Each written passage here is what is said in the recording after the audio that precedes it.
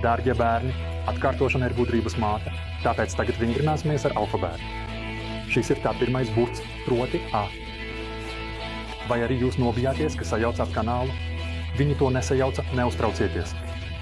Lai gan šis noderīgais rīks varētu būt noderīgs pirmklasniekiem, tas ir paredzēts galvenokārt amatniekiem un meistariem. Labdien, mani sauc Tomāšs Krāsenskis, un man ir padoms, ne tikai nākamajiem Ziemassvētkiem.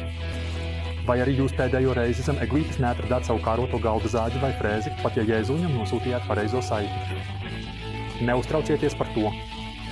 Es arī ne. Un tāpēc es nolēmu, ka nākamreiz neko neatstāšu nejaušībai.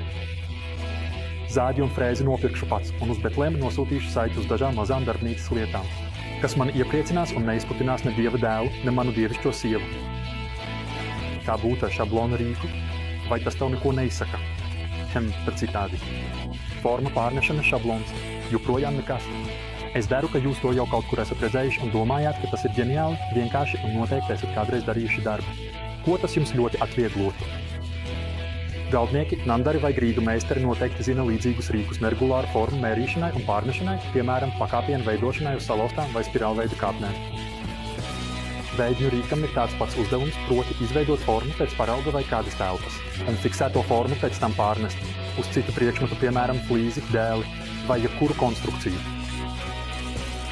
Tas darbojas kā dubultais leņķmērs, tāpēc tā vietā, lai pārnestu vienu leņķi, tas spēj pārnest uzreiz 4, un, ja nepieciešams, arī pilnīgus izmērus. Tam tiek izmantota mēroga metriskajās vienībās, un arī caulās. Tādējādi ar to viegli var pārnest gan iekšējos, gan ārējos leņķus 4 stūru formas.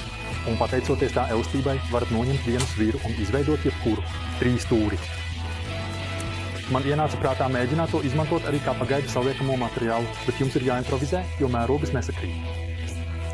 Tad izveidojiet taisnu stūri, iekšējie izmēri ir 12 x 25 cm, bet ārējie aptuveni 17 x 30 cm. Un tas, iespējams, ir telpiski visekonomiskākais veids, kādā jūs varat salocīt veidni. Tātad, ko jūs sakāt? Veidne par 1,5 un paveic daudz darba. Turklāt kā dāvana vai neliela uzmanības izrādīšana. Tā varētu būt piemērota. Tomēr man jūs jābrīdina, ka pēc tam jūs vairs nevarēsiet atrunāties, ka tas stūris vannas istabā ir tik sarežģīts, ka jau 5 gadus neviens nespēja izgriezt flīzi pēc izmēra.